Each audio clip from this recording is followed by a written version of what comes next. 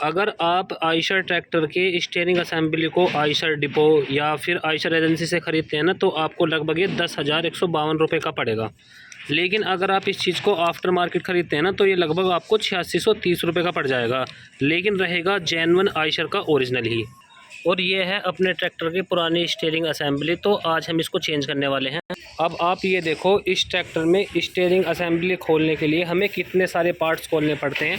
जो डीजल टंकी है भाइयों, वो भी उतारनी पड़ती है, इसका कवर है वो भी, वायरिंग भी अलग करनी पड़ती है, रेस की जो पत्ती वगैरह दी गई हैं ये भी अलग करनी पड़ती हैं। तो कंपनी को थोड़े डिज़ाइन में यहाँ पे बदलाव की आवश्यकता ज़रूर है। दोस्तों स्वागत है आज की एक नई वीडियो के साथ में। आपके सामने खड़ा है आयशर का 485 HD। तो हमारे ट्रैक्टर में क्या दिक्कत है, जो इसमें मैनुअल स्टीयरिंग था, तो इसमें जो ना काफ़ी ज़्यादा प्ले हो रही थी। तो अब हमें ये करना है चेंज, क्योंकि जब ड्राइवर इस ट्रैक्टर को चला रहा था ना, तो पहिए मतलब ऐसे हिल रहे थे साइड को, क्योंकि जब स्टीयरिंग में प्ले हो जाती है और रोड पर ट्रैक्टर चलता है तो थोड़ा मतलब दुर्घटना की भी संभावना रहती है।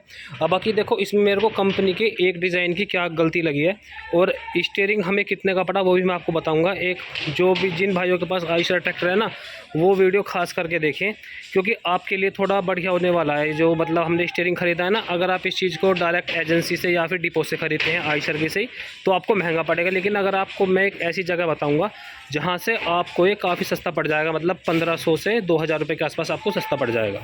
तो देखो, पहली बात करते हैं कि कंपनी ने इसमें क्या कमी कर रखी है। इससे पहले मैं एक और जानकारी दूँ, हमारे पास आयशर का जो 2014 मॉडल था, अब तो हमने वो सेल कर दिया है। उसको सेल करके हमने नया आयशर 551 लिया है, प्राइमा वाला।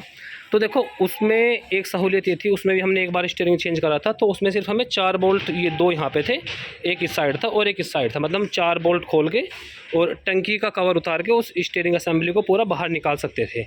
लेकिन भाइयों 2014 में ये सुविधा अच्छी थी, उसके बाद ये हमारा 2018 मॉडल है। अब इसमें कंपनी ने पता नहीं यार क्या ट्रिक लगाई है, इनके जो महान इंजीनियर है उन्होंने भाई क्या सोचा कि नहीं नहीं ऐसे काम नहीं चलेगा, ऐसे तो ये आसान निकल जाता है, इसमें थोड़ा और टफ़ करो। और इसके लिए आपको टंकी भी उतारनी पड़े, ये जो टंकी की पूरी फिटिंग है वो भी उतारनी पड़े, रेस की जो पत्ती वगैरह है ये भी खोलनी पड़े, उसके बाद आपकी स्टीयरिंग असेंबली बाहर होगी। तो भाई साहब, मुझे ये एक बात समझ में नहीं आई, जो भी कंपनी के किसी भी ट्रैक्टर में कमी रहती है, मान लिया इस ट्रैक्टर में कमी है, तो कंपनी क्या चाहेगी कि अगले मॉडल में उसको सुधार कर दे, ठीक है। लेकिन भाइयों इन्होंने आयशर वालों ने उल्टा कर दिया। पहले में सुविधा सही उपलब्ध थी कि आपको 4 बोल्ट खोलने हैं, स्टीयरिंग असेंबली आपकी चेंज हो जाएगी, उसमें सही था। इसमें अब इन्होंने थोड़ा डिफ़िकल्ट कर दिया। अब डिफ़िकल्ट क्या भाई, वही है। इसको तो खैर हम घर पे चेंज कर रहे हैं, क्योंकि अभी फ़िलहाल अपना काम बंद सा है बारिश की वजह से, तो ट्रैक्टर घर पे खड़ा है, तो उसको हम घर पे ही चेंज कर रहे हैं। पर आप ये देखो, अगर मान लिया 4 बोल्ट आसानी से खुल जाते, अगर आप मैकेनिक के पास भी से लेकर जाओगे, तो भाई देखो, मैकेनिक को जितना कम काम रहेगा उतना वो अपना लेबर चार्ज कम लेगा, जितनी उसको मेहनत ज़्यादा लगेगी वो लेबर चार्ज भी उतना ही लेगा। तो भाई कंपनी से थोड़ा मेरा रिक्वेस्ट सी है, ठीक है। तो अब देखो भाई, एक बात और मैं आपको सुझाव देना चाहूँ, ये ट्रैक्टर है, ठीक है, ये कोई गाड़ी नहीं है कि इसमें स्पेस की कमी है। अब जो चीज़ इन्होंने यहाँ पे दे रखी है, इसको अगर ज़रा से 4 इंच और पीछे कर दें, 4 इंच क्या 2 या 3 इंच पीछे होने पे जो है ना, ये अपने ये सिर्फ टंकी कवर उतारने के बाद ही ये स्टीयरिंग असेंबली अलग हो जाएगी, सिर्फ 2 से 3 इंच पीछे होने पे।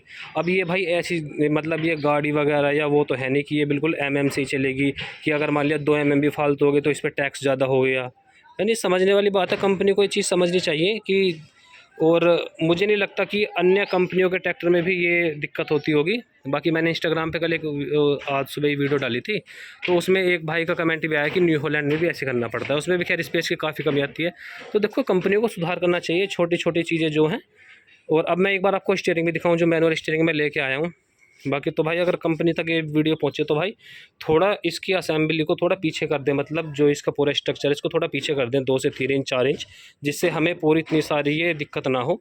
टंकी का जो नीचे का स्टैंड वगैरह है, देखो वो भी हमने खोल रखा है, टंकी हमारी वो रखी, इसकी जो पत्ती वगैरह हैं ये भी खोलनी पड़ी है, ठीक है, टंकी कवर वो रखा, वायरिंग भी इधर उधर करनी पड़ी, तो काफ़ी ज़्यादा दिक्कत होती है। और ये देखो, ये हम जो हमारा पुराना स्टीयरिंग असेंबली है वो ये रही।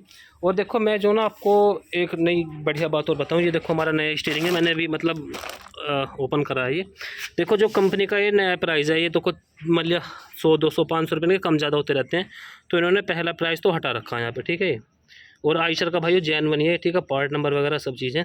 तो अब जो इनका नया प्राइस है वो है 10,152 रुपये, ठीक है। अगर मान लिया आप इसको कहीं भी आयशर की एजेंसी से ख़रीदोगे या फिर आयशर डिपो से ख़रीदोगे, डिपो पे मतलब जहाँ से हमारे गाज़ियाबाद में डिपो है आयशर की, यहाँ से मुझे लग रहा है लगभग यूपी के 20-25 से 30-35 ज़िलों तक यहाँ से सामान जाता है गाज़ियाबाद डिपो से, ठीक है। तो ये पूरा रेट टू रेट देते हैं, जैसे 10,152 हो गया तो ये 10,152 रुपये का ही देंगे, 10,150 का भी नहीं देंगे, ठीक है। वहीं हमारे गाज़ियाबाद में एक दुकान है जो भाई आसपास के होंगे, मैं उनके लिए बता रहा हूँ। पुराना बस अड्डा उन्होंने देखा होगा, पुराना बस अड्डे के आसपास परदेसी ट्रैक्टर स्पेयर्स के नाम से एक दुकान है, ठीक है। आप वहाँ पे जाइए, वहाँ पे आपको सोनालिका, स्वराज, आयशर सभी के बिल्कुल जेन्युइन मिलेंगे। जेन्युइन क्या, आप ऐसा अगर मान लिया ये जो ना आपके सामने ही डिपो से ला के देते हैं, ठीक है। ऐसा नहीं कि भाई ये अलग से बना रहे हैं या फिर ये मतलब एक कॉपी करके दे रहे हैं, ऐसा नहीं है, बिल्कुल जेन्युइन है। आप चाहे तो इनके साथ चले जाइए, बिल्कुल साथ में डिपो से लेके आएंगे, ठीक है। तो देखो डिपो में तो प्राइस था ये 10,152 का, और अब मैं आपको जो इनका प्राइस दिखाऊं, उन्होंने मेरे को जो रेट पे दिया है वो दिया है सिर्फ 8630 रुपये पे।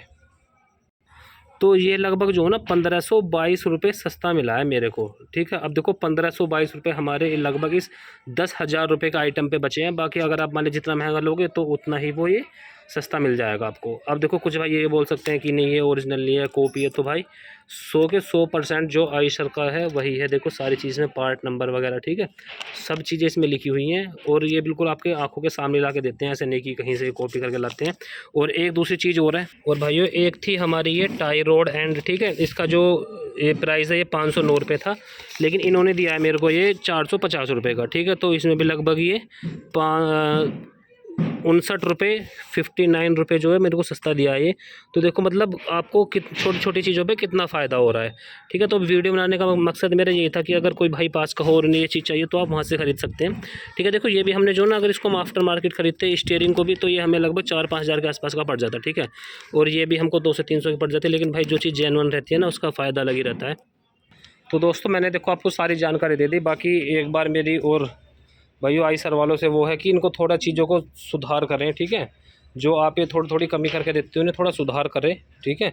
पता नहीं जो भाई इनके इंजीनियर है वो किस तरह के, इनका जो R&D रिसर्च है जो ये बिल्कुल भी ध्यान नहीं देते इन चीज़ों पे, ठीक है। तो आपको वीडियो पसंद आई हो तो लाइक शेयर जरूर करें और चैनल को सब्सक्राइब करें। धन्यवाद।